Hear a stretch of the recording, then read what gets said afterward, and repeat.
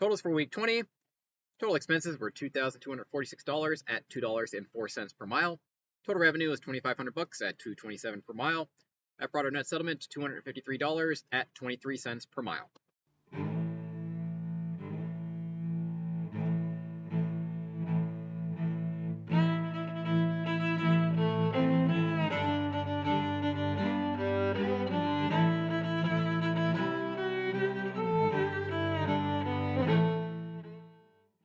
Welcome back to Trekking the Seven Seas. This is episode number 97, and in this episode, we're going to go over week 20 of running my own authority. For this episode, we do one load before taking a long load that ends up not hitting the paycheck. If you're new to this channel, welcome. I started this channel in order to show exactly what truck drivers make. We started as a company driver, working for night transportation, moved on to a lease operator, worked for night transportation, then an owner operator, leased on to Landstar, and now we are an owner operator running our own authority. I show all of the loads I take, what the revenue is, what the expenses are, and what my net cash flow is, and I compile all this information that I put into a spreadsheet that I share with you at the end of every video. So if this is a topic that interests you, follow the channel. But a quick announcement before we begin. You guys may have noticed I'm posting a lot more DAT load board videos, so those are going to keep coming. They're pretty easy for me to make, and definitely fall in line with what I'm trying to do here, just showing what a truck driver makes. So I'm going to keep those coming, and if you have a request for a specific area or equipment type that you want me to search, please just go to Buy Me a Coffee and buy me a coffee, basically. Send me $5, and I'll go ahead and do that equipment search. It does help me out a ton, and it incentivizes me to do more of these. So if you have a request for a DAT load board search, please go to the About section down below, click on the Buy Me a Coffee link there, throw me $5, and I'll be happy to do a load board search for you. But with all that said, let's go ahead and move into the freight market analysis portion of the video and see what the market is looking like. Let's do it. Okay, since I am a van driver, we're just going to go over van in these videos. Just keep it simple, just give you guys a better idea of what I'm seeing out there and just showing you my thought process basically. So this is a map of van demand and capacity. It shows load to truck ratio. So the more loads there are per truck, the better the market is. And as you can see down here, if it's the darker orange it is, the better market it is. And the less orange it is, the worse the market is.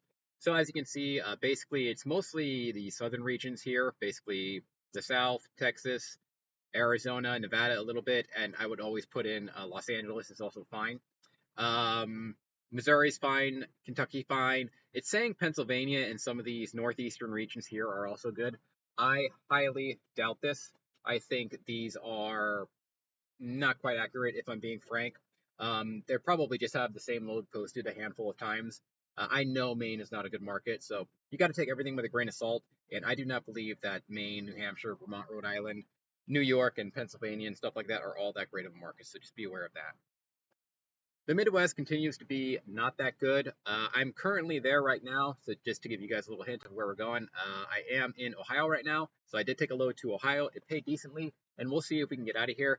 Now, traditionally, the Midwest has kind of been my bread and butter when I run, but over the last couple of months, it just hasn't been doing so well, and this graph, or this map here, does kind of show that same thing. So we're there now. Hopefully we can get out of here for a decent rate, but only time will tell. But seems like basically the southern regions are the best so far. I would point out that the southern regions are very, very, very hot right now, so you will have to idle your engine, and your engine's going to be working a little harder to stay cool in these regions.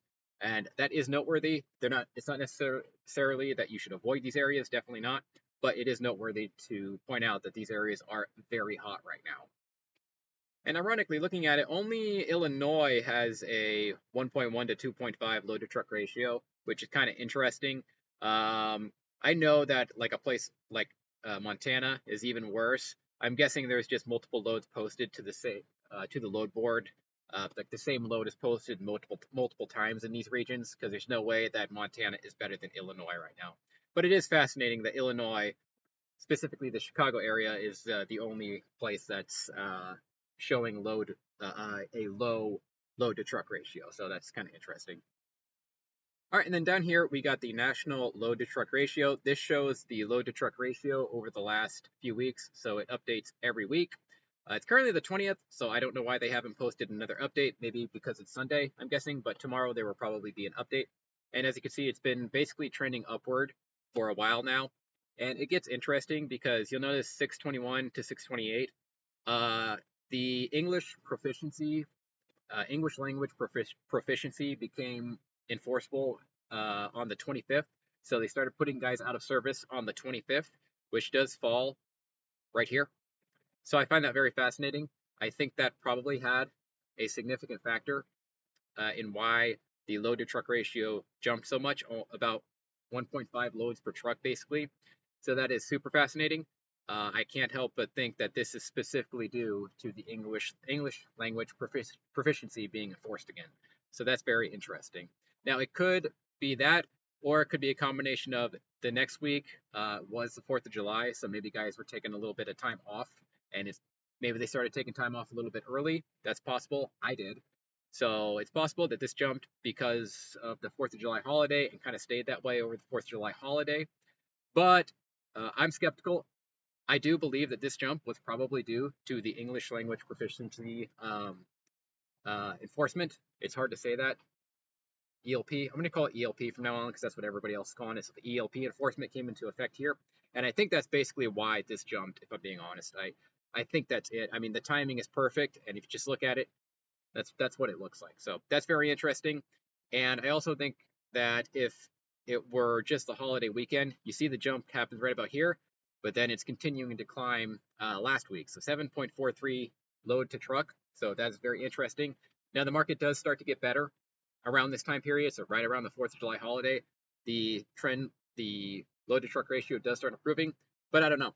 I just think that's too big of a coincidence for the ELP mandate to come in right here, and then right after it comes in, things start getting significantly better. So this is a very good sign. The higher this is, the better. And right now we are definitely projecting upwards, and I'm interested to see what next week brings. If it keeps going up, well, that's a very good sign. And yeah, that's the national load to truck ratio in terms of dry van. So good news. Okay, and then looking at the different regions here. So this just shows the average rate per mile for each region. It continues to say that the Midwest is best. I have not had this experience. I've been doing somewhat okay in the Midwest, but it's definitely, from what I've been observing, not the best. Now, maybe there's just a ton of local loads in the Midwest, which is why the rate is so high. That is possible. That would drag the rate up, but I'm not sure because this is odd. I have not experienced rates like this in the Midwest. I've definitely experienced better rates in the South and Texas. And yeah, the idea that the Midwest is best right now, I seriously question it. You got to take everything with a grain of salt. It's just this is the data you have available, so that's what I'm going off of. But I do question this right here. But still, Midwest, I would say it's okay, but probably not the best market right now. I would say the South is still the best. Still doing well around Atlanta, I believe, and you're doing really good in Texas as well. And I'll always point out that Southern California is good. Now it says $2.02 per mile, but this is a huge geographical area, and all of the loads are in this circle right here between Vegas, Los Angeles, and Phoenix. Maybe a little bit of Reno, but all up here, the Pacific Northwest, dead. There's nothing there, so just be advised of that. All right, then looking at spot rates. So it does show spot rates for all three equipment types. I'm going to be focusing on the van. So as you can see, we are definitely in an upward trend here. So that's very good. In April, we were $1.96, and now we're at $2.07.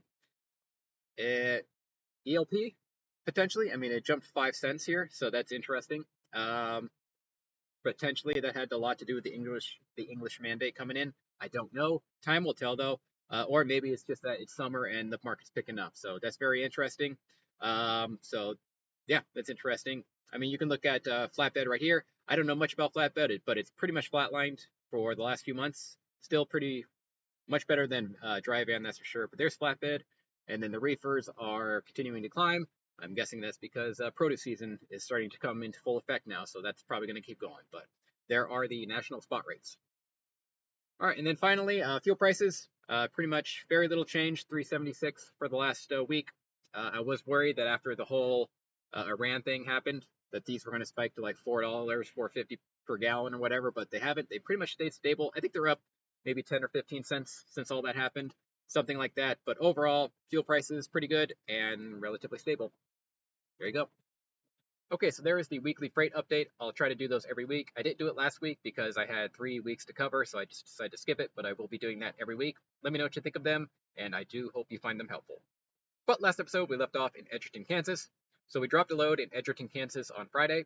If you remember, I kind of had to book an emergency load because I ended up getting a truck order not used after a shipper did not have the proper product. So that left me in a bit of a difficult situation because it was Friday and it was, I wanted to book a load to get me through the weekend. I didn't end up finding one to get me through the weekend, so I booked a short load that basically picked up and dropped in Edgerton on Friday. Well, it picked up in Joplin and then dropped in Edgerton, Kansas on Friday because I was looking around, and after I found that load, I ended up finding this load right here, which picks up also in Edgerton and goes to Salt Lake City. So this one was good though because I could pick it up on Sunday. So I dropped the Joplin to Edgerton, Kansas load on Friday, reset Saturday, and then I grabbed this one in Edgerton, Kansas, just down the road from where I dropped, and we were going to Salt Lake City. So normally I don't go to Salt Lake City. However, this load paid pretty well, pretty decently, and kind of most importantly, it picked up on Sunday. So that worked out very well for me because I just needed a weekend load after kind of getting screwed over from the truck order not used. So this one worked out fine, paid decently. Salt Lake is a very dead market. So, you're going to have to deadhead out of there to Las Vegas or take a really crappy load out of Salt Lake City. So that's why it paid so well. But yeah, that's what we ended up doing. So we booked this load from Edgerton, Kansas, and now we're headed to Salt Lake City. Let's go.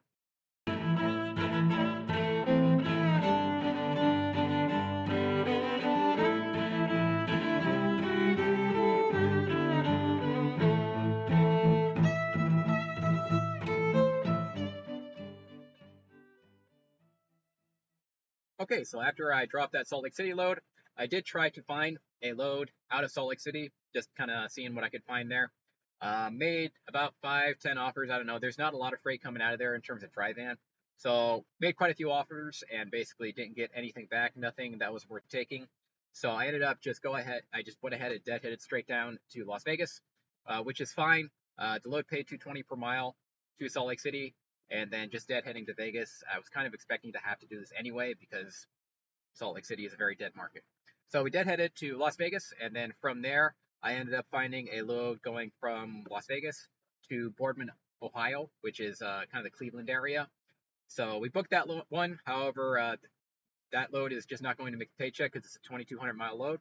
So as a result, this week only has one load in it. So we're going to go ahead and get into the spreadsheet right now. All right, so as discussed, we're going to cover week 20 this week. Let's do it. For week 20, we did one load. In that one load, we got 1,101 miles, paid a total of $2,500 at $227 per mile. Fuel expenses, we fueled up 4 times. In those 4 times, we paid $1,375 at $1.25 per mile.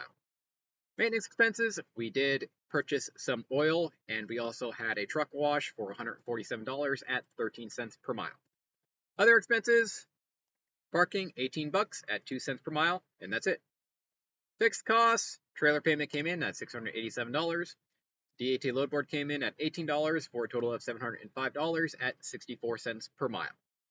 Totals for week 20, total expenses were $2,246 at $2.04 per mile. Total revenue was $2,500 at $227 per mile. That brought our net settlement to $253 at 23 cents per mile. All right, caveats, there are quite a few. So I'll start off with, I already mentioned I only did one load. So we dropped this load on Tuesday, and then we grabbed the load out of Las Vegas on Wednesday. So effectively, Wednesday, Thursday, and Friday are missing from this paycheck. So the load going to Ohio paid $3,700.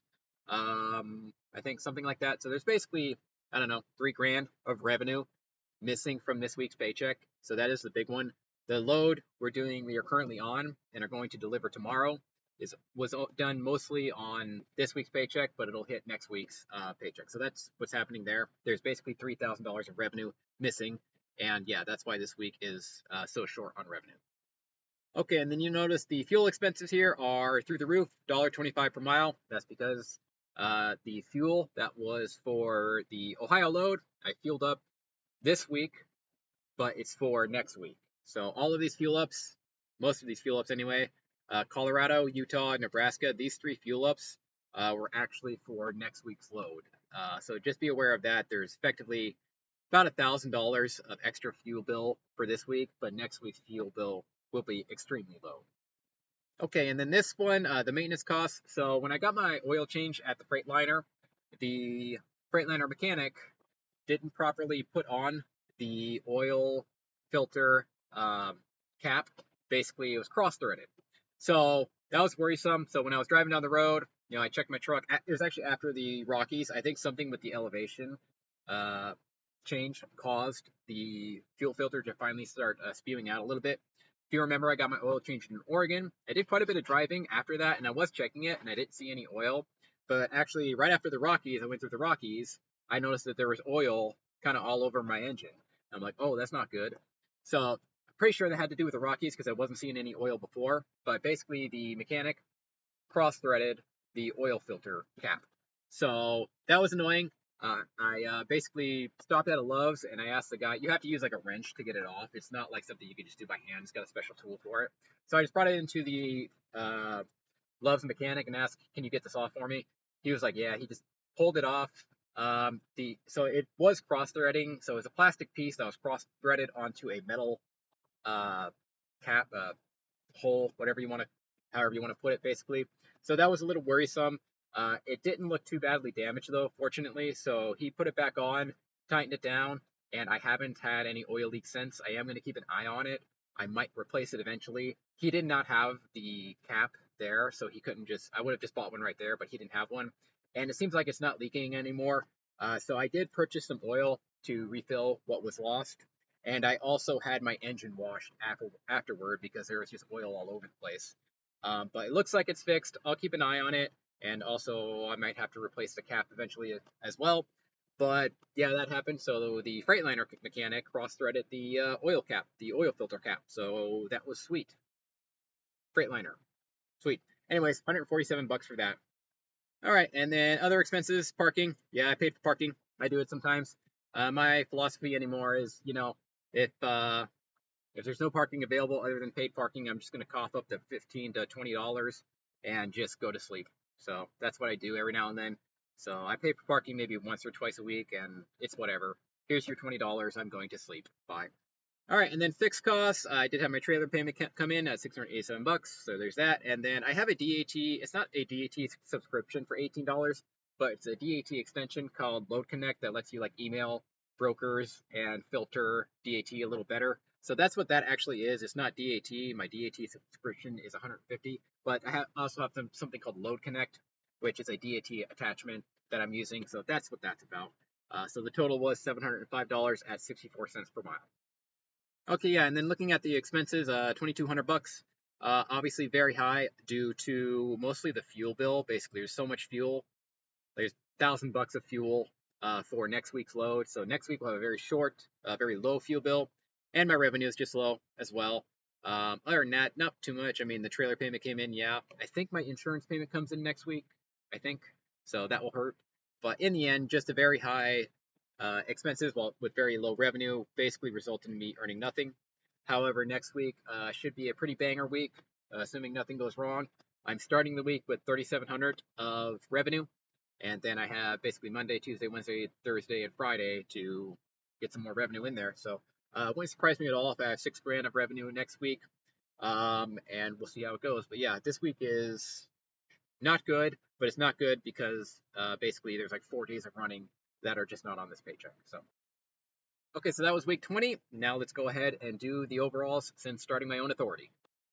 Total since starting my authority, we have driven a total of 45,503 miles. Total expenses have been $65,308 at $1.44 per mile, and that is my cost per mile. Total revenue has been $82,076 at $1.80 per mile. That brings our total profit loss to $16,768 at 37 cents per mile, and all of these loads are dry van. Okay, so those are the totals so far. Not looking very good. Yeah, $16,000 at 37 cents per mile. Booking loads for $1.80 per mile, which isn't too bad. These are largely over the road loads, so that's very interesting. I am looking at this, and I think when I was at Landstar, I was booking loads for like $1.75 per mile. So that's kind of interesting that I'm getting a little bit more so far. And mind you, most of the running I have done this year is during the slow time of the year. So it's been March and April and May. Now that things are turning June, July, August, September, this is when the market starts steadily increasing, steadily getting better until basically Christmas comes. The market peaks at Christmas and then it crashes during January and February. So I am finding it interesting that despite all the problems I've been having, I am booking lows for $1.80 per mile during the slow months of the year. So that's very fascinating and honestly a pretty good sign. I did notice that this was a decent revenue given the market conditions and given that these were the slow months. So that's interesting, and I'm hoping things continue to improve, hoping the rates keep going up, and hopefully we can start doing a little better. But if you are new and you're looking at this and going, wait, 37 cents per mile, 16 grand, what's going on here? Well, if you scroll all the way to the top of the spreadsheet, so I'm just scrolling all the way to the top, you will find my startup costs. So the startup costs are absolutely integrated into that 37 cents per mile. And I'm not going to go into the startup costs in this video. I did in a previous video. You can watch that. But basically, it cost me $18,000 to start my authority. So for theoretical purposes, what I'm going to do is I'm going to delete the 18 grand, and then we're going to scroll back down, and this will give us a better idea of what a typical week would look like without the startup costs. So now we are going to go over the startup costs, or the total profit without the startup costs. So let's do that. All right, totals without startup costs. Total expenses are $47,051 at $1.03 per mile, and that is my cost per mile without startup costs. Total revenue is $82,076 at $1.80 per mile, and that brings our total profit loss to $35,025 at 77 cents per mile, again, without startup costs. Okay, yeah, so there are my totals without startup costs. So still not looking good, 77 cents per mile. Now, I did just take basically 10 days, basically 2 weeks off over the last few weeks. I took quite a bit of time off for the 4th of July. I am intending to run basically until Thanksgiving from this point going forward, so things are slightly skewed. But that is where we're at right now. And mind you, there's also about 3 grand missing from this week's paycheck. So if we were to increase this to 38,000, it does go up to 84 cents per mile. That's still not very good, but we are moving forward, and I expect in the coming weeks and months this number will start to go up. And it looks like my napkin math is saying by the end of the year I'll make somewhere around 90 cents to $1 per mile. So that is noteworthy. That's what my napkin math is saying, but anything is possible. So we'll see how things go, but that's where we're at right now. Okay, now we're going to go over averages and other information. So this just shows a bunch of averages and other information. I'm going to keep the startup costs out of it because if I put the startup costs back into it, it skews everything. So let's go ahead and do the averages. Average weekly paycheck without startup costs is $1,714. Average weekly miles is 2,227. Total fuel costs have been $18,267 at 40 cents per mile. We have saved a total of $1,400 with our OTR fuel card. We have paid an average of $3.26 per gallon. Total maintenance costs have been $10,132 at 22 cents per mile. If we kept this up for a 52-week period, we'd make $89,156 and drive a total of 115,000 miles. Total revenue has been $82,000 at $4,000 per week.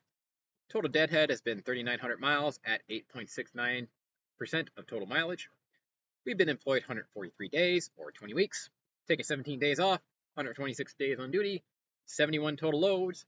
Average load length is 641 miles. And if we had a $500 per week theoretical truck payment, we would have made $24,000 at 55 cents per mile. Okay, yeah, so just going over a few things here. My average weekly mileage is 2,200 miles. Now, these numbers right here, the average weekly pay and the average weekly miles, absolutely take into account time off. They absolutely take into account maintenance days, so it is integrated in here. So when I'm out on the road, I will drive 3,000 miles per week, but when I back out my basically days off, it does go down. And when I was at both night transportation and Landstar, I averaged basically 2,200 to 2,300 miles pretty much in all three positions. So when I was at night transportation and I had a professional dispatcher and I was doing nothing but dropping hooks, I was getting about 2,300 miles with days off. When I was at Landstar and I was dispatching myself, I was getting an average of about 2,300 miles with days off. And now that I am running my own authority, I'm still averaging about 2,200 miles. So that's quite interesting. I just keep nailing about 2,300 miles no matter what position I'm in. But just be aware this does include time off. So the 10 days or the 17 days I've taken off, which is right here, are integrated in with the average weekly miles. So just be aware of that. All right, some other notes. Fuel costs have spiked a little bit. There's basically $1,000 fuel costs on this paycheck that should be on next week, so it spiked a little bit. My maintenance costs are still pretty high, but I don't know. Maybe they're just going to stay there. Maybe I just have to kind of mentally tell myself that I will be paying 22 cents per mile, and then maybe that's just a better way of thinking about it. But I don't know. That is high, and it's just staying high. But yeah, that's been hurting us a lot. We've had multiple tire blowouts. We've had studs break off. We've had a bunch of random stuff happen. That is definitely juicing our maintenance cost per mile. Hopefully that does not keep happening.